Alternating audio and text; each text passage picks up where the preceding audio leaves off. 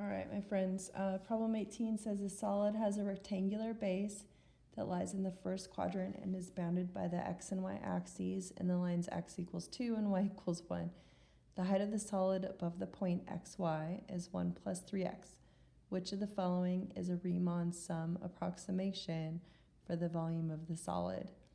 So they will be using, they're basically adding up n little tiny rectangular prisms to create this volume. And we had done this kind of ad nauseum in accelerator pre-cal and in this year also with rectangles. They're just doing this with rectangular prisms. No big deal. So let's sketch a couple pictures here. So first, let's sketch the base that they're using. So they said the x and y axes are boundaries, and then they said the line x equals 2, and then they said the line y equals 1. So this is the base of this region. I'm going to go ahead and draw this at an angle so it looks like it's kind of a like on the floor, and it actually is a base. So here's different perspective, x axis here, y axis here. This is what x equals 2 would look like, and then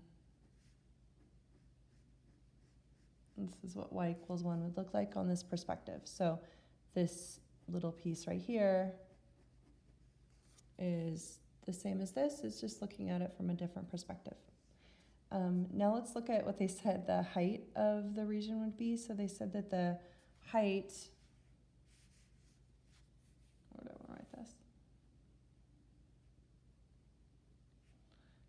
this? Of the solid is 1 plus 3 times your x coordinate. So if you think about this, it means that when your x coordinate is 0, your height would be 1. So I'm going to make the units be pretty small on this axis. So here where x was 0, your height would be 1 for that whole piece there. And then as your x increases, your height would increase. So let's just look at what happens when your x coordinate would be 1. If your x coordinate is 1, then that would make your height be 4. So I'll just do 1, 2, 3, 4, and then we'll go straight over here. 1, 2, 3, 4. If your height is 2, then, or sorry, your x coordinate is 2, your height would be 7.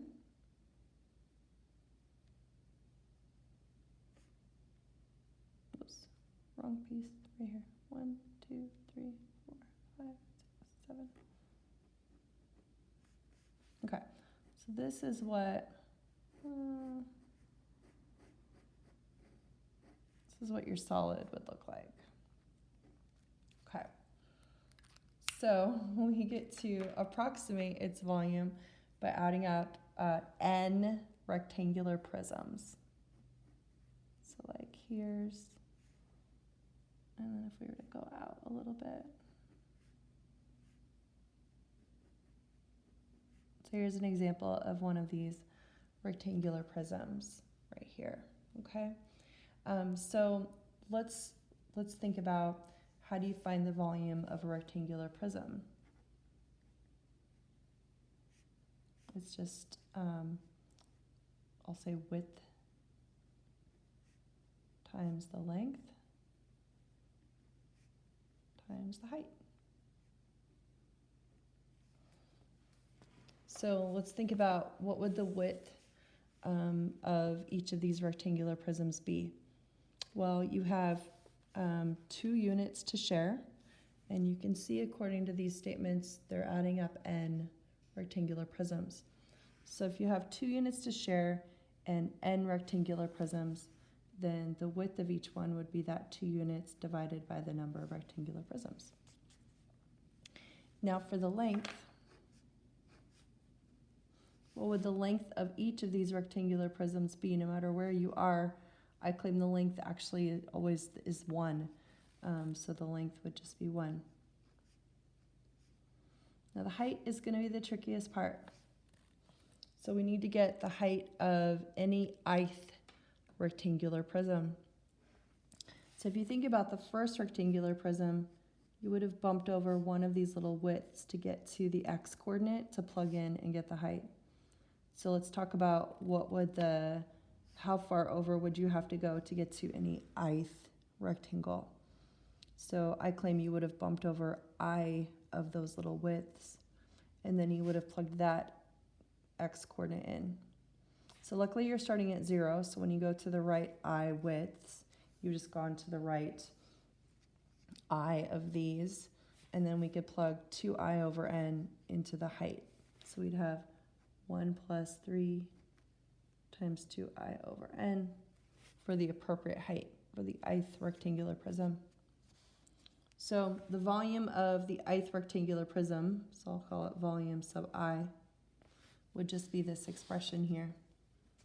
So if you simplify it for this little expression, we'd have 2 over n times 1 plus 6I over n.